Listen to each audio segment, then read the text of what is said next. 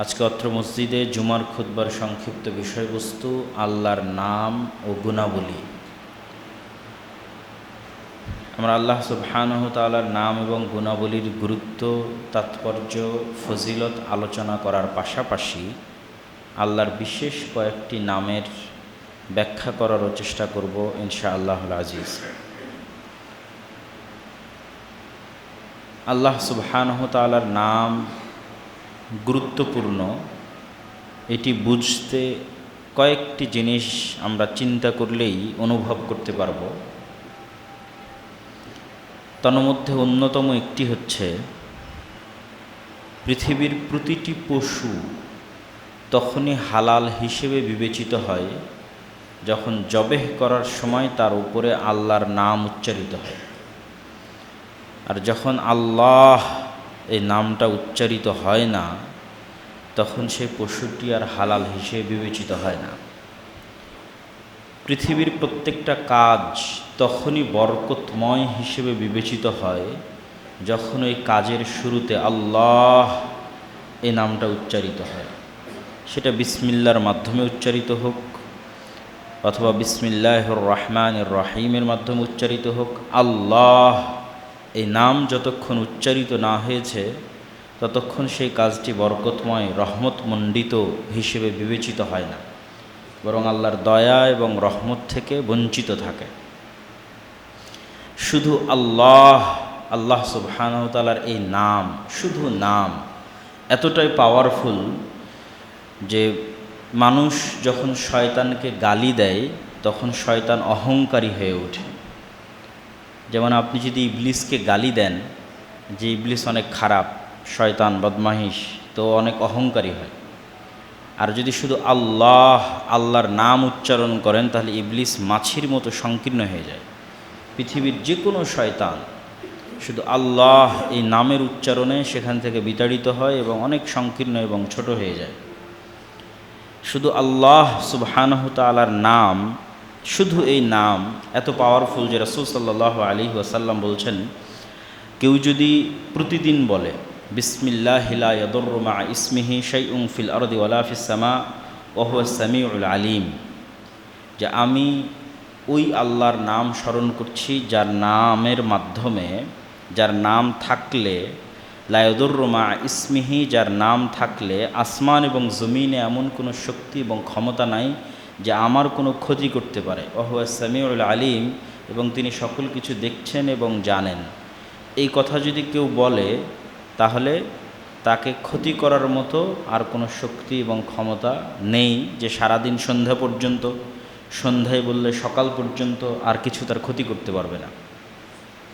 তো আল্লাহ, শুধু এই নামটাই এতটা পাওয়ারফুল।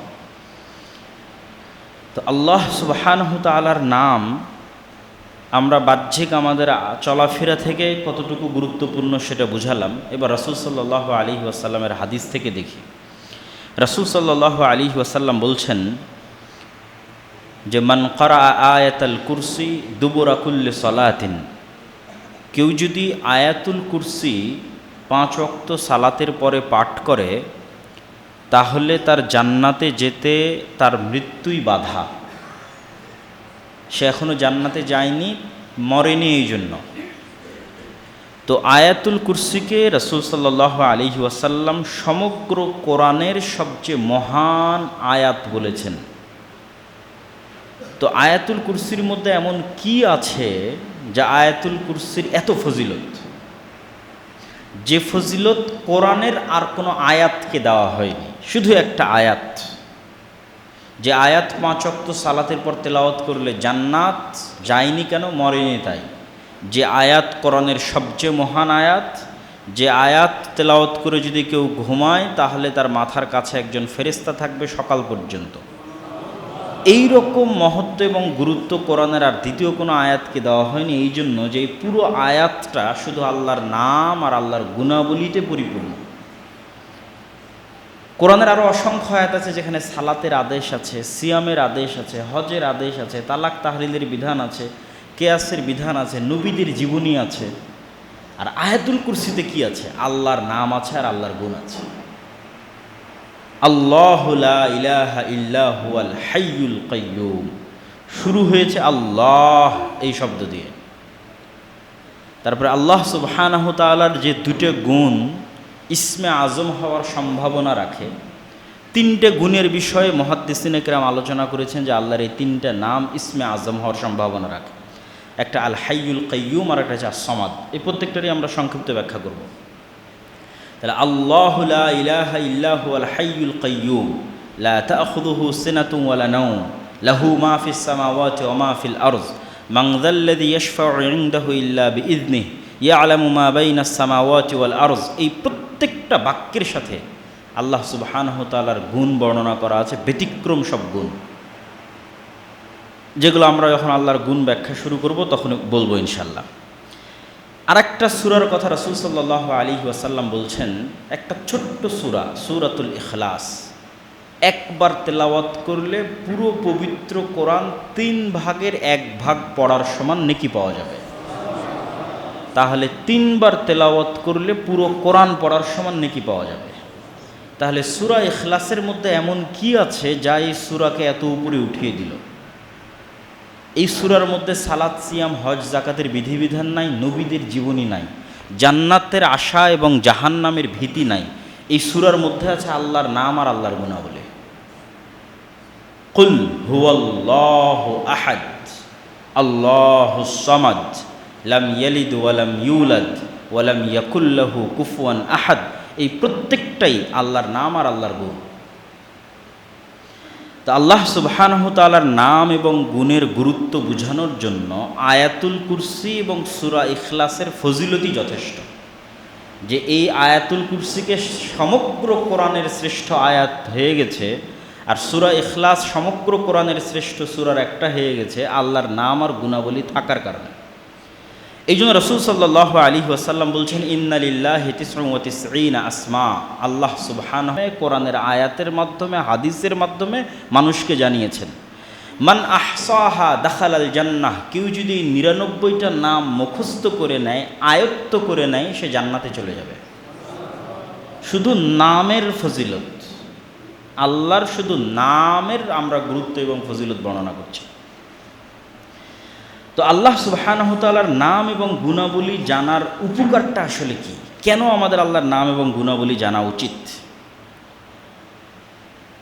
মহান আল্লাহ সুবহানাহু তাআলার রুবুবিয়্যাত এবং উলুহিয়্যাত, আল্লাহ যে রব, সকল কিছুর সৃষ্টিকর্তা, লালন পালনকর্তা, আর ইলাহ, একমাত্র ইবাদতের যোগ্য, এটা মানুষ তখনই ভালোভাবে অনুভব করতে পারবে, হৃদয় দিয়ে ফিল করতে পারবে, যখন ও আল্লাহকে চিনবে, আল্লাহকে জানবে।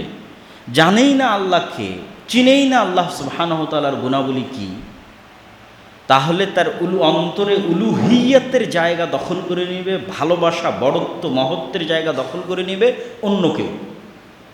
কারো কাছে সেটা ঈসা আলাইহিস সালাতু ওয়াস সালাম, কারো কাছে মা কালী, মা দুর্গা, আর কারো কাছে মেসিও হতে পারে। অস্বাভাবিক কিছু নয়। কিন্তু যখন আল্লাহ সুবহানাহু তাআলাকে চিনবে এবং জানবে, তখনই রব এবং ইলাহ হিসেবে আল্লাহকে মানাটা তার জন্য সহজ হবে। তো আপনি একটা মানুষকে চিনবেন কি দিয়ে? তার নাম দিয়ে। একটা মানুষকে চিনবেন কি দিয়ে? আব্দুল্লাহ একজন ভালো লেখক, ভালো বক্তা, অমুক তমুক। এই মানুষের গুণ আর মানুষের নাম দিয়ে আপনি মানুষকে চিনবেন। তো আল্লাহকে চিনবেন কি দিয়ে? আল্লাহর নাম, আল্লাহর গুণ দিয়ে। তো আল্লাহ সুবহানাহু তাআলার নাম এবং গুণাবলীর বিস্তারিত ব্যাখ্যার আগে সংক্ষিপ্ত জাস্ট আল্লাহ সুবহানাহু তাআলার সমগ্র নাম এবং গুণের সামারি আমি একদিক থেকে আপনাদেরকে একটু পড়ে শোনাই। তারপরে আমরা আল্লাহর গুরুত্বপূর্ণ কিছু নামের ব্যাখ্যায় যাব ইনশাআল্লাহ। আল্লাহ এক ও অদ্বিতীয়। তিনি অনাদি। অনাদি মানে যার কোনো আদি নাই। অনন্ত, ইনফাইনাইট মানে যার কোনো শেষ নাই। চিরন্তন, ইটারনাল, স্থায়ী। তিনি অমুখাপেক্ষী, তথা কারো মুখাপেক্ষী তিনি নন। তার কোনো সাহায্যকারী লাগে না।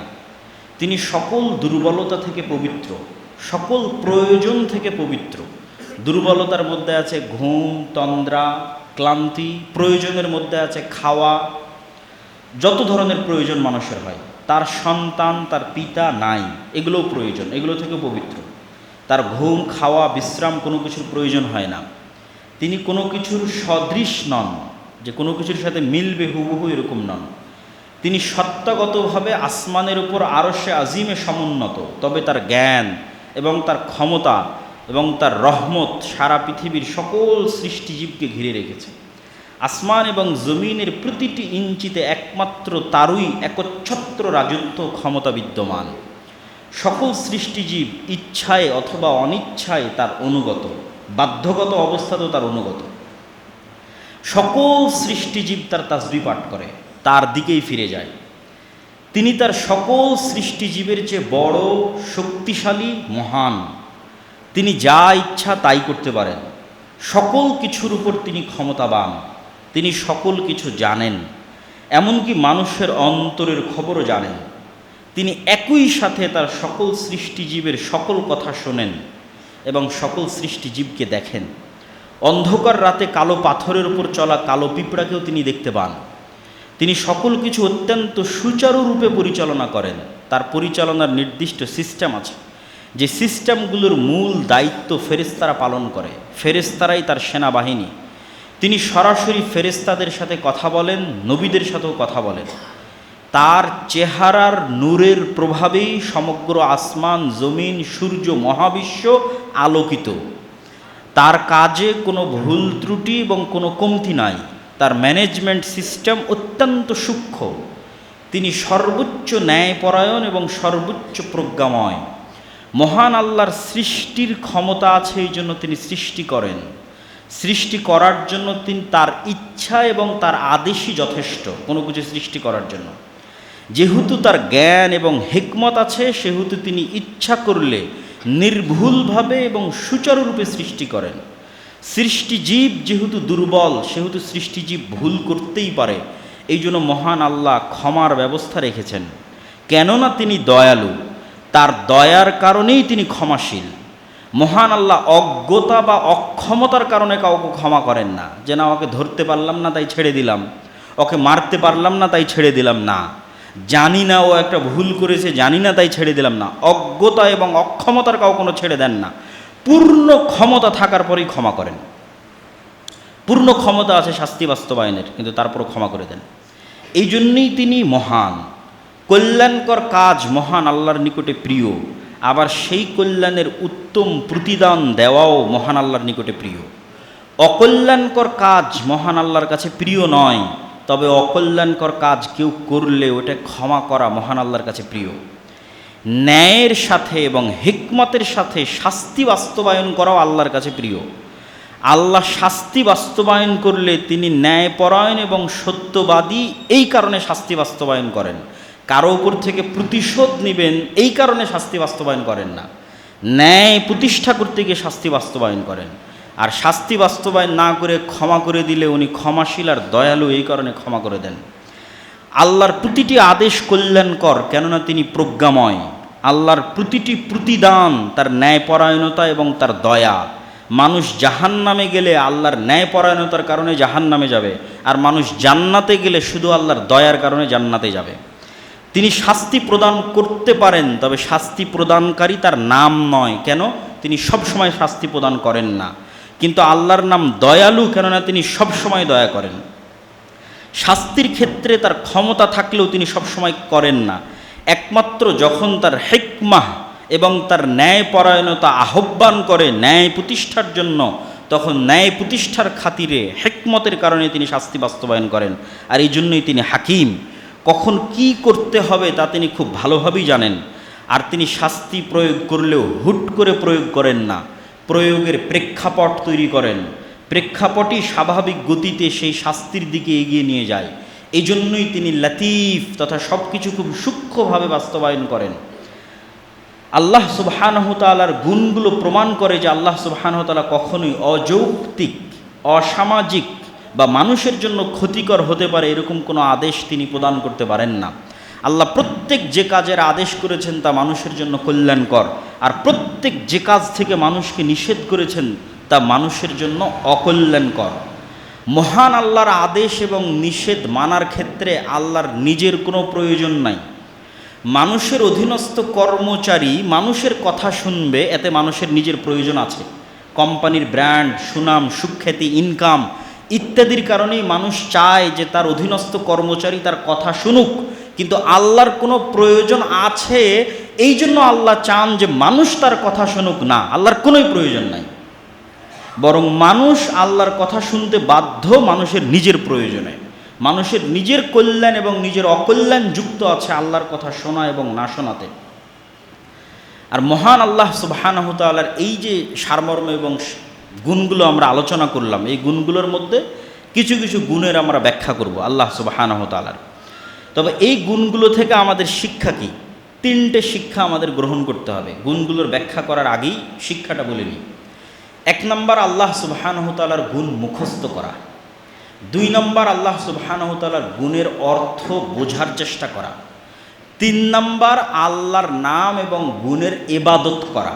কেমনে আল্লাহর নাম এবং গুণের ইবাদত হবে? 2 ভাবে ইবাদত হবে। 1, যখন যে অবস্থায় আছেন তখন সে অবস্থার ভিত্তিতে আল্লাহর ওই নামের উসিলা দিয়ে আল্লাহর কাছে সাহায্য চাওয়া।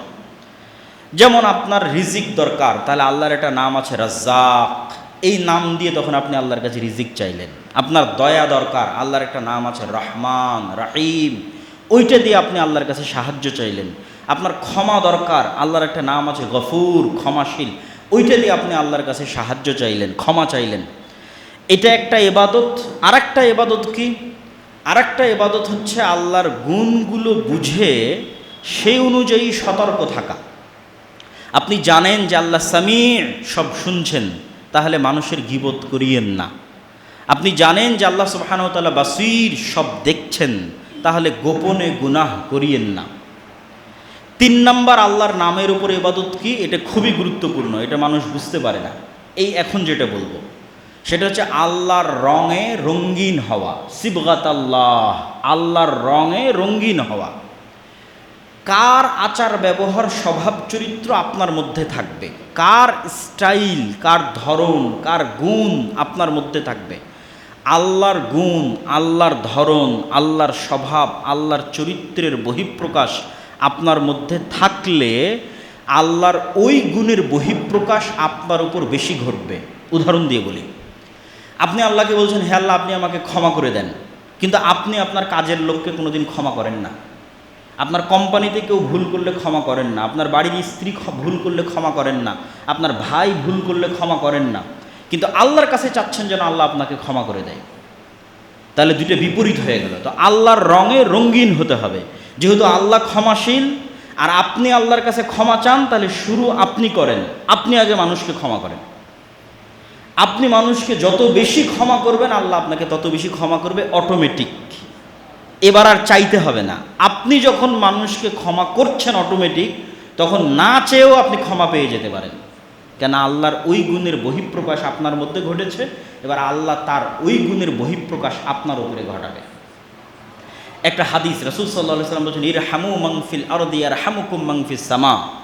তোমরা আল্লাহর কাছে দয়া চাও, তাহলে আগে তুমি দয়া করা শুরু করো।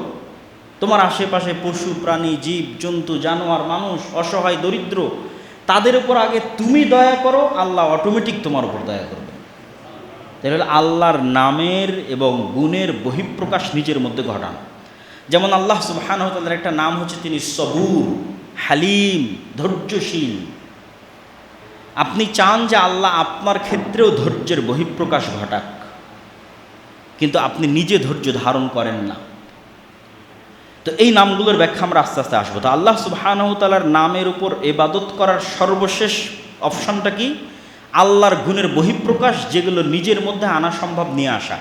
আপনি চান জানি আর যত মানুষের রিজিকের ব্যবস্থা করবেন, আল্লাহ আপনার হাত দিয়ে তত মানুষের রিজিকের ব্যবস্থা করে দিবে, তাহলে অটোমেটিক আপনার টাকা বাড়বে।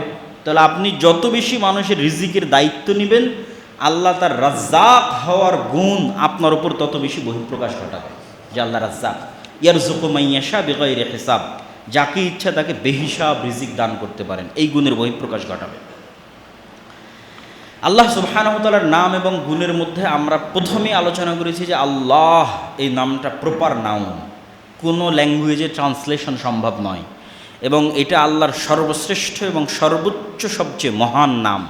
এই জন্য কালেমা তয়্যিবা এই নামই নামকরণ করা আছে, লা ইলাহা ইল্লাল্লাহ, আল্লাহু আকবার।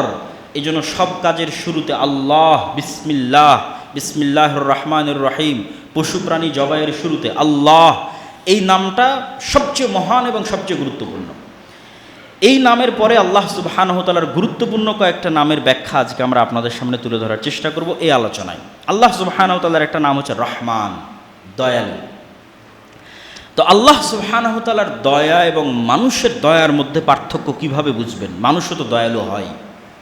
মানুষ দয়ালু হয় কিভাবে? আপনি কারো কাছে গিয়ে চাইলে, কাঁদলে, নিজের দুঃখ কষ্ট তুলে ধরলে তখন মানুষ দয়ালু হয়। যে আমি এই বিপদে পড়েছি, আমার টাকা পয়সা হারিয়ে গেছে, আমার বাচ্চা অ্যাক্সিডেন্ট করে অসুস্থ অবস্থায় মেডিকেলে আছে, প্রকাশ করতে হয় যে আমি এই অবস্থায় আছি, আমাকে সহযোগিতা করেন। তখন মানুষের অন্তরে দয়া তৈরি হয়। 2 নম্বর, মানুষের কাছে আপনি যদি সাহায্য চান তাহলে হয়তো একবার দিতে পারে, 2 বার দিতে পারে, কিন্তু বারবার চাইলে বিরক্ত হয়, রেগে যায়, বিতাড়িত করে দেয়। আর আল্লাহ সুবহানাহু তাআলার দয়া এগুলোর থেকে এতটাই ব্যতিক্রম যে আল্লাহ সুবহানাহু তাআলার কাছে না চাইলে রাগ করে, আর যত চাওয়া হয় তত খুশি হয়। আল্লাহু আকবার। মানুষের কাছে চাইলে মানুষ রাগ করে, আল্লাহ সুবহানাহু তাআলার কাছে যত চাইবেন তত খুশি হবে। চাইবেন না তবে রাগ করবে যে কেন চাইল না। তাহলে কতটা বিপরীত। এই জন্য রাসূল সাল্লাল্লাহু আলাইহি ওয়াসাল্লাম আমাদেরকে যে আদেশ দিয়েছেন, সে হাদিসগুলো আমি পড়ব, রাসূল সাল্লাল্লাহু আলাইহি ওয়াসাল্লামের হাদিস। তার আগে আরও কয়েকটা বিষয় দেখে নিই। যে সমগ্র পৃথিবী যত রকমের দয়ার উপর নির্ভরশীল, যেমন আমরা যখন মায়ের কোলে ছিলাম তখন মায়ের অন্তরে যদি দয়া তৈরি না হতো তাহলে আমাদের বড় হওয়ার সুযোগই ছিল না, মরে যেতে হতো। মায়ের অন্তরে দয়া তৈরি হয়েছে দেখে তিনি দুধ দিয়েছেন, পেশাব পায়খানা করেছি তখন পরিষ্কার করেছেন, দেখেছেন।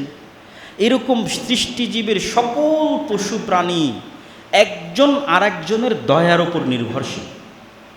ডলফিন যখন অসুস্থ হয় তখন আর 10টা ডলফিন মাছকে উপরে তুলে রাখে যাতে ও একটু নিঃশ্বাস নিতে পারে।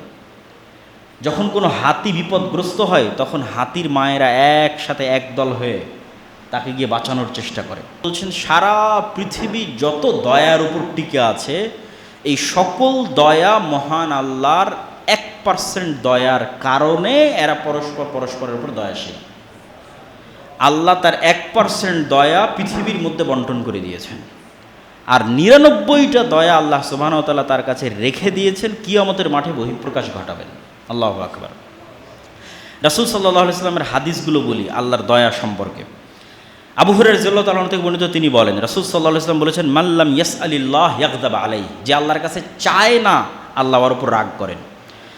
রাসূল সাল্লাল্লাহু আলাইহি ওয়াসাল্লাম বলেন, আনাস বিন মালিক থেকে বর্ণিত, লা ইয়াসআলু আহাদুকুম রাব্বাহ হাজাতাহু কুল্লাহা, তোমাদের সবাই যেন তাদের প্রত্যেকটা প্রয়োজনের কথা আগে আল্লাহকে বলে। হাত্তা শিসা না আলিহি ইদান কাতা, যদি ওর পায়ের জুতার ফিতাও ছিঁড়ে যায় তাহলে আগে যেন আল্লাহকে বলে, আল্লাহ আমার পায়ের জুতার ফিতাটা আপনি ঠিক করে দেন। এই পরিমাণে যেন সে আল্লাহর কাছে চাইতে অভ্যস্ত হয়।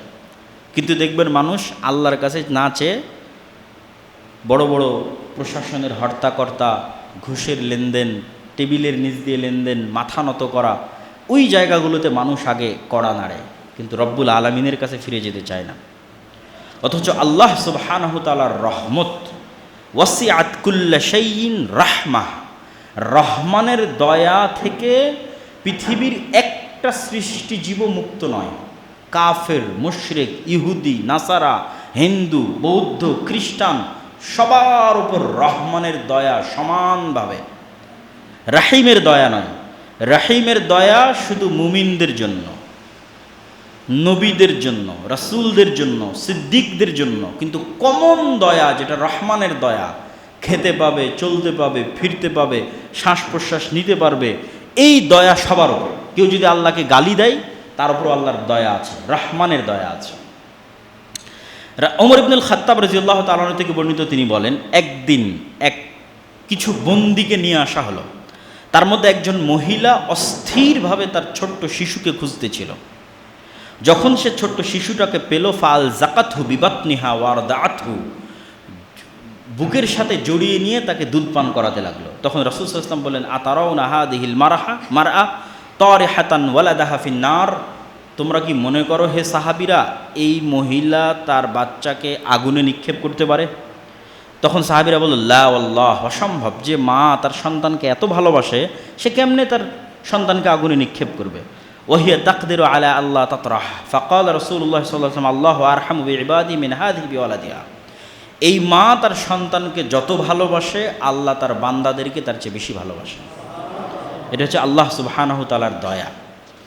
আল্লাহ সুবহানাহু তাআলার দ্বিতীয় গুণ, যেটা ইসমে আজম হওয়ার সম্ভাবনা আছে, যেটা আয়াতুল কুরসিতে শুরু হয়েছে, আল্লাহু লা ইলাহা ইল্লা হুয়াল হাইয়ুল কাইয়্যুম।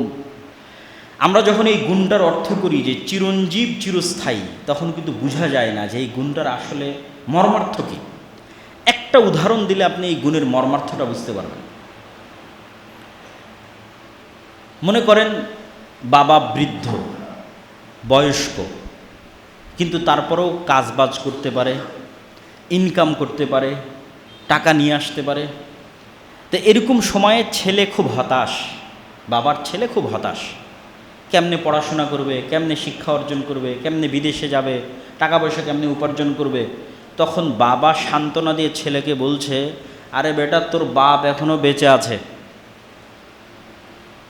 তোর বাপ এখনো মরেনি, তোর বাপ এখনো বেঁচে আছে, তোকে কি করা লাগবে, কি খাওয়ানো লাগবে, কোথায় পাঠানো লাগবে, কি পড়ানো লাগবে, তোর বাপ বেঁচে থাকতে তুই চিন্তা করিস না। তো মানুষ যে আর এক মানুষকে চ্যালেঞ্জ দেয় যে আমি কিন্তু এখনো বেঁচে আছি, মরিনি রে, তো আল্লাহ বলছে আল্লাহু লা ইলাহা ইল্লা হুয়াল হাইয়ুল কাইয়্যুম। মানুষ যখন চরম বিপদে, তখন যেন আর মনে থাকে যে আল্লাহ মরেনি, আল্লাহ মরে না, বেঁচে আছে, আল্লাহ হাই। এই জন্য রাসূল সাল্লাল্লাহু আলাইহি ওয়াসাল্লাম বদরের যুদ্ধে এই নামটা বারবার উচ্চারণ করছিলেন যে আল হাইয়ুল কাইয়্যুম বিরহমাতিকা আস্তাগীস। আল্লাহ তো মরেনি, আল্লাহ তো মরে না, আল হাই। ওই উদাহরণের সাথে কানেক্ট করলে আপনি আল্লাহর এই নামের অর্থটা বুঝতে পারবেন।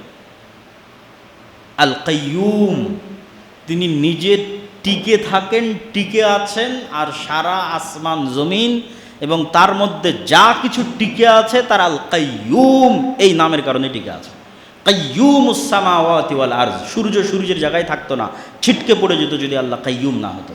চাঁদ চাঁদের জায়গায় থাকতো না যদি আল্লাহ কাইয়্যুম না হতো। আসমান আসমানের জায়গায় থাকতো না যদি আল্লাহ কাইয়্যুম না হতো। পৃথিবী পৃথিবীর জায়গায় থাকতো না, ভেঙে টুকরো টুকরো হয়ে যদি আল্লাহ কাইয়্যুম না হতো। শূন্যে পৃথিবীকে স্থির রেখেছে, ঘুরতেছে, সব কাইয়্যুম টিকে আছে, আল্লাহ কাইয়্যুম। এই জন্য আল হাইয়ুল কাইয়্যুম, চিরঞ্জীব চিরস্থায়ী।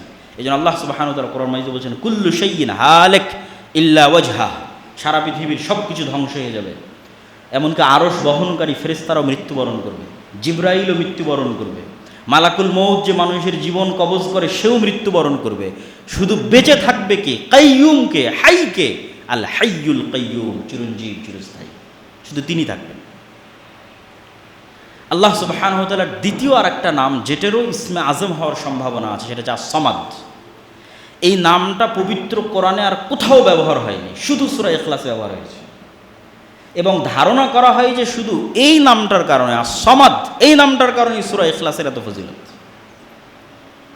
তো আস-সামাদ এই নামটা আল্লাহর যত নাম আছে সব নামের মধ্যে উচ্চারণে বেশি ভাব গাম্ভীর্যপূর্ণ। সব নামের চেয়ে কেউ যদি বিশুদ্ধভাবে আরবি উচ্চারণ করতে পারে, তাহলে আস-সামাদ এই নামটা উচ্চারণে বেশি ভাব গাম্ভীর্যপূর্ণ, বেশি শক্ত, বেশি প্রভাবশালী। তো সামাদ নামের অর্থ কী? সামাদ নামের হুবহু অনুবাদ বাংলা ইংরেজিতে করা সম্ভব নয় ব্যাখ্যা ছাড়া। যে একটা শব্দ দিয়ে আমি অনুবাদ করে দিলাম রহমানের মতো দয়ালু, এইভাবে অনুবাদ হয় না আস-সামাদ নামের। এর ব্যাখ্যা লাগবে।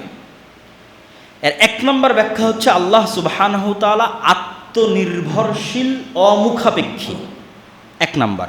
দুই নাম্বার, সাথে সাথে সারা পৃথিবীর সকল কিছু একে অপরের তো মুখাপেক্ষী অবশ্যই, তার পাশাপাশি তারা আল্লাহর উপর নির্ভরশীল।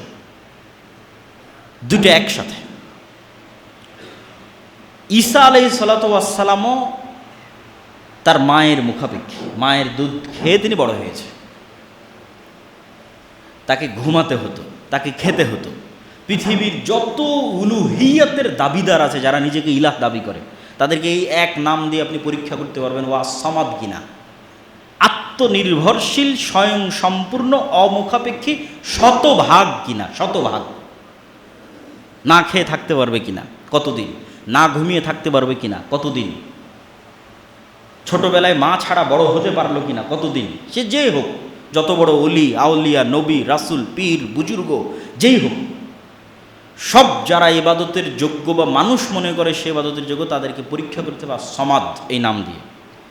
এই নামের শেষ যেটা ব্যাখ্যা, সেটা হচ্ছে বাধ্যগত, চাক অথবা না চাক, ইচ্ছা হোক অথবা অনিচ্ছা হোক, আল্লাহর কাফের হোক অথবা আল্লাহর মুশরিক হোক অথবা আল্লাহর নাস্তিক হোক, সবগুলো বাধ্যগত অবস্থায় আল্লাহর কাছে এবং আল্লাহর রাজত্ব, আল্লাহর কন্ট্রোল এবং আল্লাহর কাছে ফিরে আসতে বাধ্য।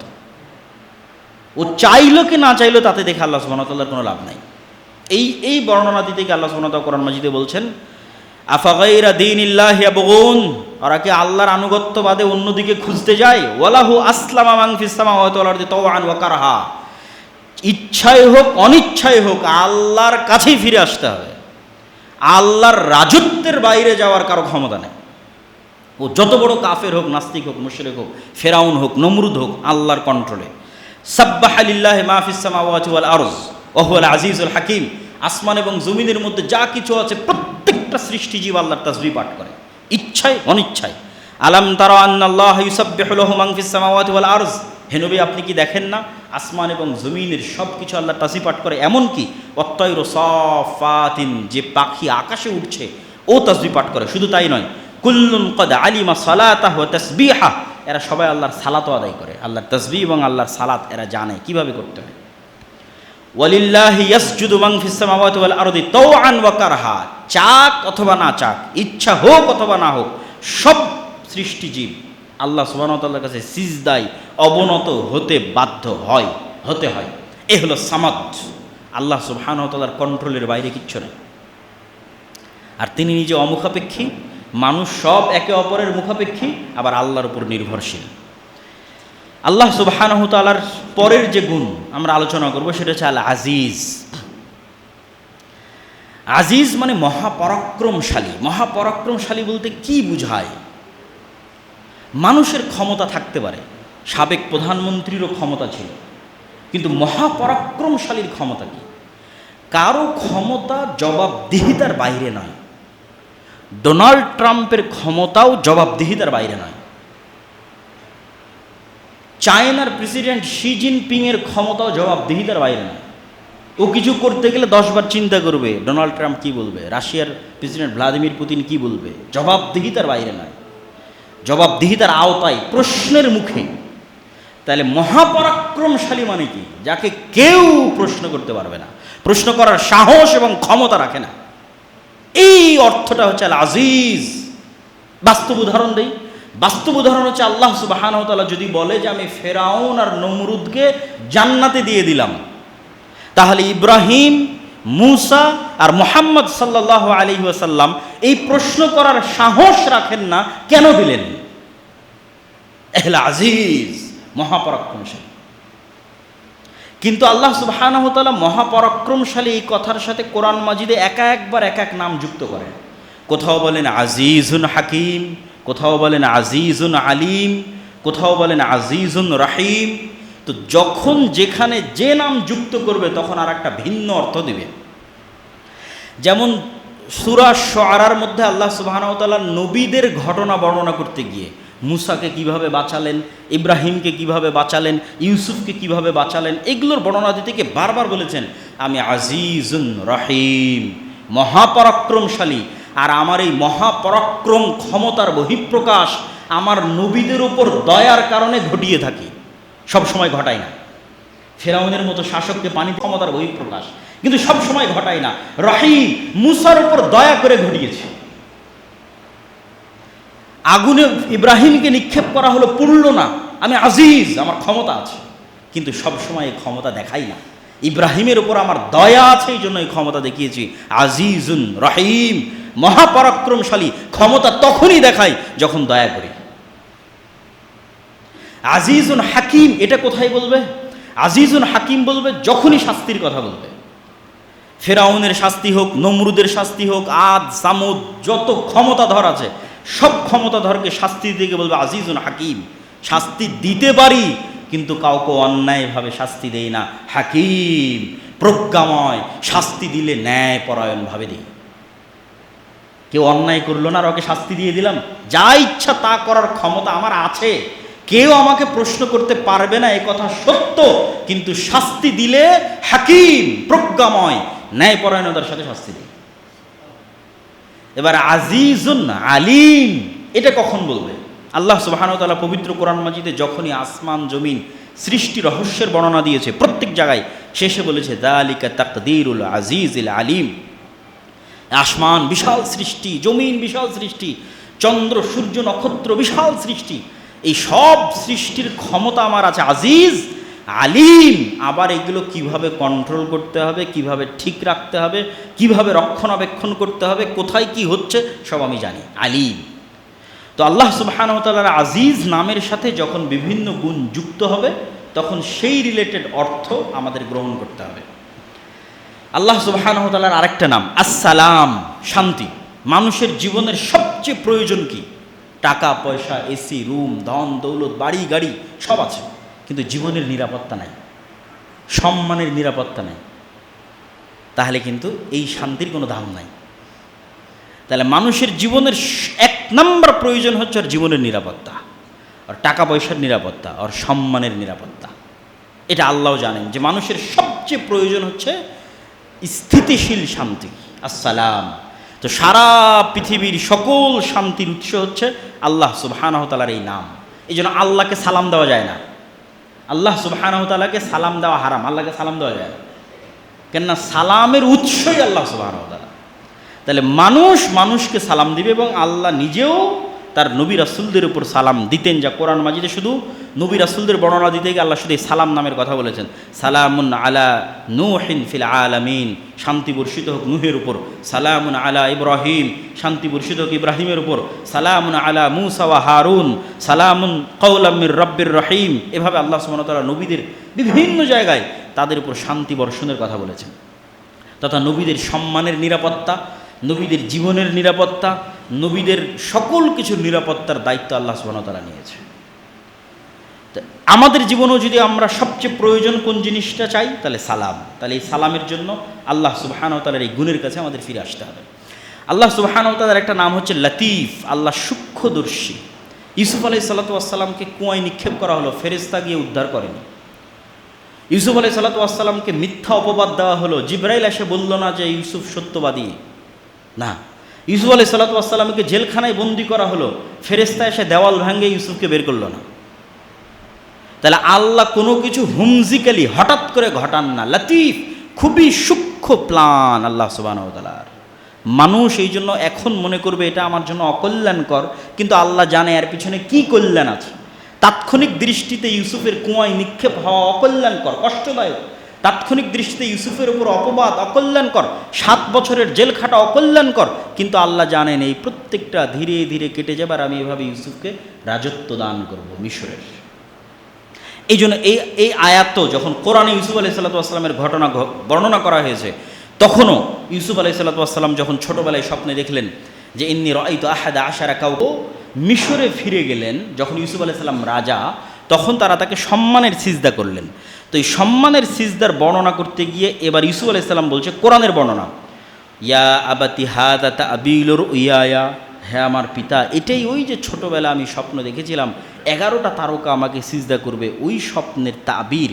ইন্না রব্বি লাতিফুল লিমা ইয়াশা, আল্লাহ যদি কিছু করতে চান হুট করে করেন না, অত্যন্ত সূক্ষ্মভাবে করেন, মানুষ বুঝতেই পারবে না কিভাবে ঘটবে। এই 11 জনের সিজদা দিতে কত ঘটনা আছে, এতগুলো ঘটনা পার হয়ে গিয়ে 11 জন সিজদা দিল। তো মুসা আলাইহিস সালাতু ওয়াস সালামকে বাঁচাতে হবে, মুসা আলাইহিস সালাতু ওয়াস সালামকে মানুষ করতে হবে, আল্লাহর প্ল্যান সূক্ষ্ম। যে তার সবচেয়ে বড় শত্রু, তার ঘরে তিনি লালন পালন করলেন। মুহাম্মদ সাল্লাল্লাহু আলাইহি ওয়াসাল্লাম যখন শিয়াবে আবি তালেবে তথা গৃহবন্দী অবস্থায়, কুরাইশরা গৃহবন্দী করে রেখেছে বানু হাশেম এবং বানু মুত্তালিব গোত্রকে, কোনো খাবার নাই, 3 বছর যাবৎ গৃহবন্দী। এই 3 বছরে আস্তে আস্তে ঘুনে পোকা ওই গৃহবন্দির ঘোষণা যেটা কাবা ঘরে লাগানো ছিল ওটা খেতে থেকেছে 3 বছরে খেয়ে শেষ করে দিয়েছে, এরা কেউ খুলে দেখেনি। এবার মোহাম্মদ সাল্লাল্লাহু আলাইহি ওয়াসাল্লাম তার চাচা আবু তালেবকে বলছে, চাচা কাবা ঘরে যে চুক্তিপত্র লেখা আছে আমাদের গৃহবন্দির ওটা ঘুনে পোকা খেয়ে শেষ করে দিয়েছে, অন্ত নাই, ওখানে যাওয়ারই সুযোগ নাই, বন্দি অবস্থায় আছে। তখন আবু তালেব আবু জাহেলদেরকে ডাক দিয়ে বলছে, আমার ভাতিজা সত্য বলে, আমার ভাতিজা বলেছে কাবা ঘরে তোমরা যে চুক্তিপত্র লিখে রেখেছো গৃহবন্দির ওটা উই পোকা খেয়ে শেষ করে দিয়েছে। যদি আমার ভাতিজার কথা সত্য হয় গৃহবন্দী মুক্ত করে দিতে হবে, আর যদি আমার ভাতিজার কথা মিথ্যা হয় তাহলে মোহাম্মদ সাল্লাল্লাহু আলাইহি ওয়াসাল্লামকে তোমরা যা করতে চাও করতে পারো, আমার কোনো আপত্তি নেই। খুলে দেখা গেল কাবা ঘর থেকে পাতা খুলে দেখা গেল, হ্যাঁ আসলে ঘুই পোকা খেয়ে শেষ করে দিয়েছে।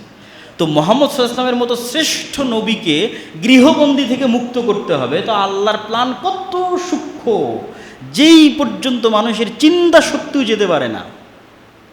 এইভাবে আল্লাহ সুবহানাহু ওয়া তাআলা সাহায্য আসে, এইভাবে আল্লাহ সুবহানাহু ওয়া তাআলা প্ল্যান করে। অতএব আপনি কখনো বিপদে আছেন, কখনো সমস্যায় আছেন, যদি হতাশ হন তাহলে হবে না। আল্লাহর এই নামের কথা স্মরণ রাখতে হবে, লতিফুল লিমা ইয়াশা।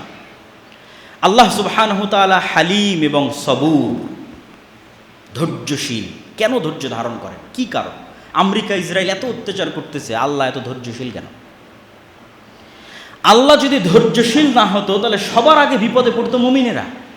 কেন মুমিনেরা বিপদে পড়তো? তাহলে আপনি একটা পাপ করলে সাথে সাথেই শাস্তি আসা লাজিম। কেন আল্লাহ ধৈর্যশীল নয়? আপনি চাচ্ছেন যে আমেরিকা ইসরায়েল পাপ করতেছে, ওর উপর আল্লাহ শাস্তি দিক, তাহলে এবার আপনি যে পাপ করতেছেন তা আপনার উপর তো সাথে সাথে শাস্তি আসবে, তখন আপনি কোথায় যাবেন? তো আল্লাহ সুবহানাহু ওয়া তাআলার ধৈর্যের গুণ মুমিনকে উপকার দেয় কিভাবে? ক্ষমা চাওয়ার সুযোগ দেয়। ভুল করেছো, আল্লাহ ধৈর্য ধারণ করছে, ক্ষমা চাও। আর কাফের মুশরিককে বিপদে ফেলে কিভাবে? ও তো মনে করছে আরে আমি তো এত অন্যায় করি, কই কেউ তো আমাকে ধরে না, তখন আরও অন্যায় করে, ধোঁকা। কিন্তু যখন আল্লাহ সুবহানাহু ওয়া তাআলা ধরবেন তখন ইন্না বাতশা রাব্বিকা লাশাদীদ, খুব শক্তভাবে ধরবেন। তাহলে আল্লাহ সুবহানাহু ওয়া তাআলার ধৈর্য আছে মানে আল্লাহ ছেড়ে দিচ্ছেন এটা কখনোই নয়, কিন্তু এর মধ্যে মুমিনদের উপকার আছে। এই জন্য রাসূল সাল্লাল্লাহু আলাইহি ওয়াসাল্লাম একটা হাদিসে বলছেন, লাইসা আহাদুন আসবারা আলা আযান সামিআহু মিনাল্লাহ। আল্লাহ সুবহানাহু ওয়া তাআলার চাইতে আসমান এবং জমিনের মধ্যে কেউ ধৈর্যশীল নাই। ওয়ালাউ ইউআখিযুল্লাহুন নাসা বিজুলমিহিম, যদি আল্লাহ মানুষকে শাস্তি দিতে চাইতো মানুষের পাপের কারণে সাথে সাথে, মা তারাকা আলাইহা মিন দাব্বা, তাহলে পৃথিবীতে একটা প্রাণীও বেঁচে থাকতো না। তো সবার আগে আমরাই বিপদের মুখোমুখি হতাম। তাহলে আল্লাহ সুবহানাহু ওয়া তাআলার ধৈর্যের গুণ থাকাতে মুমিনদের লাভ আছে, আর কাফেরদের ক্ষতি কোথায়? এই জন্য ধৈর্যের গুণ সর্বশ্রেষ্ঠ। 5 জন নবী সকল নবীর উপর শ্রেষ্ঠত্বের আসনে গেছে শুধু একটা গুণে শ্রেষ্ঠ হওয়ার কারণে, সেটা ধৈর্য। 5 জন নবী, নূহ, ইব্রাহিম, মূসা, ঈসা, মুহাম্মদ সাল্লাল্লাহু আলাইহি ওয়াসাল্লাম, এই 5 জন নবী আর বাকি নবীকে অতিক্রম করে সর্বশ্রেষ্ঠ হয়েছে। কেননা তারা একটা গুণে আর অন্য সকল নবীকে পার করে গেছে, সেটা হচ্ছে ধৈর্যের গুণ। এই জন্য আল্লাহ কোরআনে আদেশ দিয়ে বলছে, ফাসবির কামা সাবারা উলুল আজমি মিনার রসুল, ধৈর্য ধারণ করেন দৃঢ় সংকল্পবদ্ধ ধৈর্য ধারণকারী রাসূলদের মতো। ধৈর্যের গুণ অতি মহৎ। আল্লাহ কোরআন মাজিদে সালাতের সাথে ধৈর্যকে যুক্ত করেছেন, তাকওয়ার সাথে, কৃতজ্ঞতার সাথে, সৎকর্মের সাথে। এমন কিছু নয় যার সাথে আল্লাহ সুবহানাহু ওয়া তাআলা যুক্ত করেননি। বিস্তারিত জুমার খুতবায় বলার সুযোগ পাচ্ছি না। ধৈর্য কয় জায়গায় বহিঃপ্রকাশ ঘটবে? 3 জায়গায়। সৎ আমলে ধৈর্য ধারণ, পাপ থেকে বিরত থাকতে ধৈর্য ধারণ, বিপদে আপদে ধৈর্য ধারণ। সৎ আমলে ধৈর্য কি? চিন্তা করলাম যে আজ থেকে 5 ওয়াক্ত সালাত আদায় করব, 2 দিন করে আর নাই, তাহলে কি নাই? ধৈর্য নাই। চিন্তা করলাম আজ থেকে প্রতিদিন কোরআন তেলাওয়াত করব, 2 দিন কোরআন তেলাওয়াত করে আর নাই, তাহলে কি নাই? ধৈর্য নাই। তাহলে সৎ আমল করতে সবচেয়ে জরুরি কি লাগে? ধৈর্য। পাপ থেকে বিরত থাকতে ধৈর্য। চিন্তা করলাম আর অশ্লীল দৃশ্য দেখব না, 2 দিন থামার পর আবার দেখলাম, ধৈর্য নাই। অন্তরের উপর কন্ট্রোল নাই। হারাম খাবো না, 2 দিন থামার পর খেলাম। সিগারেট খাবো না, 10 দিন থামার পর খাওয়া শুরু করে দিলাম, কি নাই? ধৈর্য নাই। তাহলে মানুষের সবচেয়ে প্রয়োজনীয় গুণ হচ্ছে ধৈর্য। আর সর্বশ্রেষ্ঠ হচ্ছে বিপদে আপদে ধৈর্য। বিপদে আপদে ধৈর্যের ক্ষেত্রে অসংখ্য ফজিলতের হাদিস আছে, সেগুলো বলার মতো এখানে সময় করতে পারছি না, কারণ আরও 2-1টা গুণ আল্লাহ সুবহানাহু ওয়া তাআলার বলবো। তবে এতটুকু মনে রাখেন, মুহাম্মদ সাল্লাল্লাহু আলাইহি সাল্লামের চাইতে বেশি বিপদ আপদের মুখোমুখি আপনি হননি। একই সাথে আপনার বাপও মারা গেছে ছোটোবেলায়, আপনার মাও মারা গেছে ছোটোবেলায়, আপনার জীবদ্দশায় আপনার বউও মারা গেছে, আপনার জীবদ্দশায় আপনার সব ছেলে মেয়ে মারা গেছে, একটা মেয়ে বাদে। এই ঘটনা পৃথিবীর কারোর সাথে ঘটেনি। হয়তো আপনার বাপ মারা গেছে কিন্তু বাকিরা আছে, হয়তো আপনার বউ মারা গেছে কিন্তু ছেলে মেয়ে আছে, বাপ আছে। কিন্তু একই সাথে একজন ব্যক্তির সাথে এই ঘটনা ঘটবে, ছোটোবেলায় বাপ মারা গেছে, তারপরে মা মারা গেছে, স্ত্রী মারা গেছে জীবদ্দশায়, বড় বড় মেয়ে, বিবাহিত মেয়েকে নিজের হাতে কবরে দাফন করে দিয়ে এসেছে, রোকাইয়া, উম্মে কুলসুম, জাইনাব। একজন সন্তান মাত্র বেঁচে ছিল, ফাতেমা। তো মুহাম্মদ সাল্লাল্লাহু আলাইহি ওয়াসাল্লামের চেয়ে বেশি বিপদগ্রস্ত আপনি নন, আপনার জীবনে কোথাও নন। আর আল্লাহ সুবহানাহু ওয়া তাআলার দয়া বিপদ দিয়ে বোঝা যায় না। আল্লাহর নবী বললেন, আল্লাহ যাকে সবচেয়ে বেশি ভালোবাসে ওকে বেশি পরীক্ষা করে। তাহলে কি দিয়ে বুঝবেন আল্লাহ আপনার উপর দয়া করছে কিনা? আপনি 5 ওয়াক্ত সালাত আদায় করতে পারেন? যদি পারেন তাহলে আল্লাহ আপনার উপর দয়া করছে।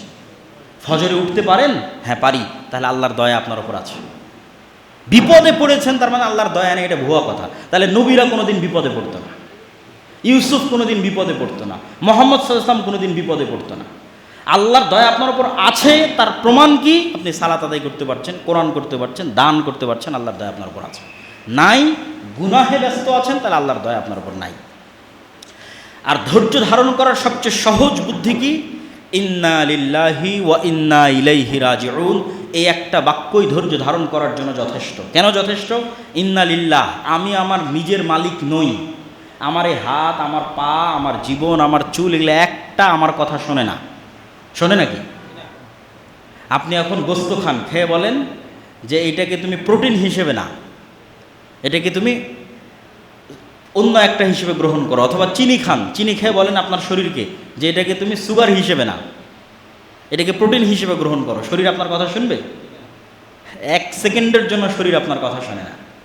শরীরকে যেই মেকানিজমে সেট করা আছে ওটা পৃথিবীর কোনো ডাক্তার লঙ্ঘন করতে পারবে না। তাহলে শরীর কার কথা শোনে? আল্লাহ সুবহানাহু ওয়া তাআলার কথা শোনে। তাহলে আপনার শরীরের মালিক কে? তো যখন আপনি আপনার নিজেরই মালিক হলেন না, তাহলে আপনার টাকার মালিক কে? আপনার ছেলের মালিক কে? আপনার বাড়ির মালিক কে? আল্লাহ। এবার ওয়া ইন্না ইলাইহি রাজিউন, আর একদিন না একদিন আমাকে আল্লাহর কাছে যেতেই হবে। তাহলে আপনি যদি আল্লাহর কাছে যান, তাহলে আপনার বাড়ি, গাড়ি, ধন সম্পদ, টাকা পয়সা, ছেলে মেয়ে সবগুলো আল্লাহর কাছে ফিরে যাবে। তাহলে এখন ইনস্ট্যান্ট আপনি চিন্তা করেন আপনার 50,000 টাকা হারিয়ে গেছে, তা আপনি কি চিন্তা করবেন? না, আরে আমি তো আমার মালিক না। আল্লাহ চাইলে দেখুন আমাকেই নিয়ে যেতে পারতো। 50,000 টাকা আর কি, ওটার মালিক তো আমি ছিলাম না। মনে করেন আপনার ছেলে মারা গেছে, ইন্না লিল্লাহ, আরে আমি তো আমার নিজের মালিক না, চাইলে তো এখন আল্লাহ আমাকেই নিয়ে যেতে পারতো। তো আমার ছেলের মালিক কেমনি আমি? আমার ছেলেকে আল্লাহ নিয়ে চলে গেছে। ওয়া ইন্না ইলাইহি রাজিউন। আচ্ছা, আজকে যাইনি, কাল তো যেতে হবে।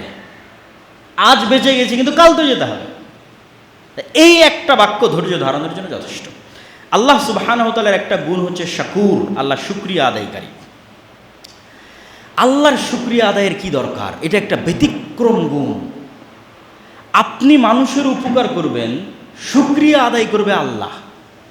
মনে করেন আপনি টাকা দিয়ে কাউকে হেল্প করলেন, ওই টাকাটা আপনাকে কে দিয়েছে? আল্লাহ দিয়েছে। টাকাটা কি আপনি আল্লাহকে দিলেন না আর এক মানুষকে দিলেন? আর এক মানুষকে দিলেন। কিন্তু শুকরিয়া কে আদায় করবে? টাকাও দিল আল্লাহ, ওই টাকাটা আল্লাহ নিজে নিল না, কিন্তু উনি শুকরিয়া আদায় করবেন। এই জন্য মানুষকে উপকার করে মানুষের শুকরিয়া চাইয়েন না, মানুষের কৃতজ্ঞতা চাইয়েন না। কৃতজ্ঞতা কে স্বীকার করবে? আল্লাহ। একটা পতিতালয়ের মহিলা একটা কুকুরকে পানি পান করিয়েছে, তো হিসাবে কৃতজ্ঞতা আদায় করা উচিত কুকুরের। তো কুকুর আর কতটুকু কৃতজ্ঞতা আদায় করবে? সর্বোচ্চ মনিবের অনুগত থাকবে। আর কৃতজ্ঞতা যদি আল্লাহ আদায় করে তাহলে সব গুনাহ ক্ষমা করে দিয়ে জান্নাতে দিয়ে দিয়েছে। তাহলে আপনি মানুষের কৃতজ্ঞতা চান না, আল্লাহ শাকুর। আল্লাহ বলছে আমি শুকরিয়া আদায়কারী। তোমার এত কিসের টেনশন? মানুষকে দিয়ে ভুলে যাও, শুকরিয়া আল্লাহ আদায় করবে। আল্লাহ সুবহানাহু ওয়া তাআলার আরেকটা গুণ করিম, মহানুভব। এইটা বাংলা অনুবাদ করে আপনাকে আমি বুঝাতে পারবো না উদাহরণ দেওয়া ছাড়া। মনে করেন আমি একজন আলেম, আমার মধ্যে জ্ঞানের গুণ আছে, কিন্তু আমি মহানুভব নই। মনে করেন আমি দানবীর, দান করি, কিন্তু আমি মহানুভব নই। মনে করেন যে আমি অন্যের উপকার করি, পরোপকারী, কিন্তু আমি মহানুভব নই। 3 জন মানুষের নাম বললাম, একটা আমি দানবীর, আমি পরোপকারী, আমি জ্ঞানী, কিন্তু মহানুভব নই, করিম নই। কেমনে বুঝবেন করিম নই? আমি জ্ঞানী, অনেক জানি, কিন্তু আর এক আলেমের সাথে হিংসা করি, তাহলে আমি করিম নই, মহানুভব নই, হৃদয় প্রশস্ত নয়। আমি দানবীর, কোটি কোটি টাকা আছে, দান করতে পারি, কিন্তু দান করে খোটা দেই, আমি করিম নই। আল্লাহ করিম, মহানুভব, দেন, দিয়ে কোনোদিন খোটা দেন না। এই গুণ বুঝতে বছরকে বছর পার হয়ে যাবে যে করিম গুণ কি, কি এমন গুণ যার নাম করিম, কারামা, মহানুভবতা কি। আপনি আর এক মানুষের উপকার করেন, পরোপকারী, কিন্তু আপনার যদি কেউ ক্ষতি করে প্রতিশোধ না নিয়ে ছাড় দেন না। কিন্তু আল্লাহ করিম, মহানুভব। তো আল্লাহর নবীদের মধ্যেই গুণ ছিল। ইউসুফ আলাইহিস সালাতু ওয়াস সালাম করিম, করিম ইবনুল করিম। ভাইয়েরা তাকে হত্যার ষড়যন্ত্র করেছে, উনি প্রতিশোধ নেননি, কেন? উনি করিম। মুহাম্মদ সাল্লাল্লাহু আলাইহি ওয়াসাল্লাম করিম, মহানুভব। মক্কার মানুষ, তায়েফের মানুষ ওনার উপর কি জুলুম, কি নির্যাতন করেছে, প্রতিশোধ চাননি, ধ্বংসের দোয়া করেননি, কেন? উনি করিম, ওনার হৃদয় প্রশস্ত, উনি করিম। এই জন্যই আবু সুফিয়ান ইসলাম গ্রহণ করতে পেরেছে, কেন? আবু সুফিয়ানকে উনি কোনোদিন ব্যক্তিগত আক্রমণ করেননি।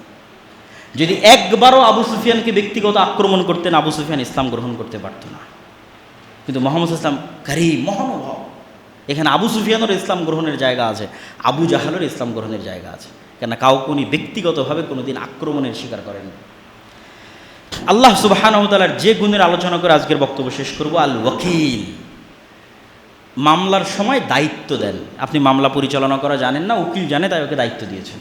তো আল্লাহ বলছে তোমরা আমাকে ওয়াকিল বানাও, ফাত্তাখিযহু ওয়াকিলা, আমি ওয়াকিল, আমাকে ওয়াকিল বানাও। তো আল্লাহকে আপনি কেমনে ওয়াকিল বানাবেন, দায়িত্বশীল কেমনে বানাবেন, কেন বানাবেন? তিনটা কারণ আল্লাহ কোরআন মাজিদে উল্লেখ করেছে, যেই কারণে আল্লাহকে দায়িত্বশীল করতে হবে। উদাহরণ নাম্বার 1, আপনি মৃত্যুবরণ করতেছেন হঠাৎ, তা আপনি বলতেছেন আপনার ছেলেকে অথবা আপনার ভাইকে, ভাই আমার ছোট ছোট ছেলে মেয়ে রেখে গেলাম, একটু তুই দেখে রাখিস। এটা দায়িত্ব দেওয়া। আল্লাহ বলতেছে তুমি তোমার যে ভাইকে দায়িত্ব দিয়ে যাচ্ছ, ও তো এখনই মরে যেতে পারে, ও তো এখনই অ্যাক্সিডেন্টের শিকার, ও নিজেও মরে যাবে। যাকে দায়িত্ব দিচ্ছ যে আমার ছেলে মেয়েদের দেখে রাখিস, তো আল্লাহ বলছে ওয়াতাওয়াক্কাল আলাল হাই আল্লাযী লা ইয়ামুত। দায়িত্ব যদি দেওয়ার দরকার হয় ওকে দাও, যে কোনোদিন মারা যাবে না। আল্লাহু আকবার। আলাল হাই, আল্লাহকে দায়িত্ব দাও, যে আল্লাহ আমার ছেলে মেয়ে অসহায়, অসুস্থ, দুর্বল রেখে গেলাম, তুমি দেখি। যাকে দায়িত্ব দেবে না তো মরে যাবে। 1 নম্বর কারণ কেন আল্লাহকে দায়িত্ব দিতে হবে। 2 নম্বর কারণ, মনে করেন বাংলাদেশের সকল ক্ষমতার মালিক আপনি, প্রধানমন্ত্রী, আপনারও কেন আল্লাহকে দায়িত্ব দেওয়ার প্রয়োজন হতে পারে? আপনি যদি আমেরিকা যান, ইউরোপ যান, বাংলাদেশের সরকারের উচ্চ পর্যায়ে আপনার যোগাযোগ আছে, কিন্তু আমেরিকাতে রাস্তার কুকুরের সমান মর্যাদা নেই। মানে বাংলাদেশে কোনো সমস্যা হলে আপনি ট্যাকেল দিতে পারবেন, কিন্তু আমেরিকায় পারবেন না। এবার আল্লাহ সুবহানাহু ওয়া তাআলা বলছে রব্বুল মাশরিক ওয়াল মাগরিব লা ইলাহা ইল্লাহু ফাত্তাখিযহু ওয়াকিলা। পৃথিবীর সবই যেহেতু আল্লাহ সুবহানাহু ওয়া তাআলার কন্ট্রোলে, আমেরিকায় থাকো আর বাংলাদেশে থাকো, আল্লাহর রাজত্বের বাইরে নয়, তাহলে দায়িত্ব আগে কাকে দাও? আল্লাহকে। উনি সমানভাবে তোমাকে বাংলাদেশে যতটুকু সহযোগিতা করতে পারবে, আমেরিকার মাটিতেও অতটুকুই সহযোগিতা করার একমাত্র ক্ষমতাধর আল্লাহ। তাহলে সমানভাবে কাকে দায়িত্ব? আল্লাহকে। ওয়ালিল্লাহি মা ফিস সামাওয়াতি ওয়া মা ফিল আরদ ওয়া কাফা বিল্লাহি ওয়াকিলা। দায়িত্বশীল হিসেবে আল্লাহ যথেষ্ট। 3 নাম্বার, মনে করেন যে আপনি এখন আমেরিকারই প্রেসিডেন্ট, মানে শক্তির দিক থেকে বিবেচনা করে বলতেছে আর কি, 3 নাম্বার উদাহরণ দেওয়ার জন্য। এখন আপনি যদি কোনো মরুভূমিতে থাকেন, কোনো সমুদ্রের জাহাজে থাকেন, আকাশে উড়োজাহাজের উপরে থাকেন, এবং কোথাও কোনো ত্রুটি দেখা দেয়, মোবাইলে চার্জ না থাকে, নেটওয়ার্ক না থাকে, ওয়াইফাই না থাকে, কোথায় যোগাযোগ করবেন আর কোথায় ফোন দিবেন? কে শুনবে আপনার কথা? কে বাঁচাবে আপনাকে? আল্লাহ বলছেন ওয়াতাওয়াক্কাল আলাল্লাহ ইন্নাহু হুয়াস সামিউল আলিম। মরুভূমিতে থাকো আর আমাজন জঙ্গলে থাকো আর সমুদ্রের অতল গহ্বরে থাকো আর উড়োজাহাজে থাকো, সব জায়গায় আল্লাহর সাথে যোগাযোগ করার জন্য মোবাইল, নেটওয়ার্ক কিচ্ছু লাগবে না। সামিউল আলিম, সর্বাবস্থায় তিনি শুনেন এবং দেখেন। অতএব সবার আগে যদি দায়িত্ব দেওয়ার দরকার হয়, কাকে দায়িত্ব দাও? আল্লাহকে দায়িত্ব দাও। এই জন্য আল্লাহ আল ওয়াকিল, দায়িত্ব পালনে সবচেয়ে ক্ষমতাশীল। আল্লাহ সুবহানাহু ওয়া তাআলার আরও গুণ আছে, আজকে এই কয়েকটা গুণের আমরা আলোচনা করলাম। আল্লাহর পথে যাত্রা এই বই থেকে আল্লাহ সুবহানাহু ওয়া তাআলা আমাদের এই গুণগুলো বুঝার, মানার এবং আমল করার তৌফিক দান করুক। আল্লাহুম্মা আমিন। আলহামদুলিল্লাহ ওয়াহদাহু ওয়াসসালাতু ওয়াসসালামু আলা মান লা নাবিয়্যা বা'দাহু। ইয়া আইয়ুহাল্লাযীনা আমানু সাল্লু আলাইহি ওয়া সাল্লিমু তাসলিমা। আল্লাহুম্মা সাল্লি আলা মুহাম্মাদ ওয়া আলা আলি মুহাম্মাদ كما صليت على إبراهيم وعلى آل إبراهيم إنك حميد مجيد اللهم بارك على محمد وعلى آل محمد كما باركت على إبراهيم وعلى آل إبراهيم إنك حميد مجيد رب ارحمهما كما ربياني صغيرا رب ارحمهما كما ربياني صغيرا رب ارحمهما كما ربياني صغيرا اللهم انصر المؤمنين المسلمين المظلومين المجاهدين في فلسطين اللهم انصر المؤمنين المسلمين المظلومين المجاهدين في فلسطين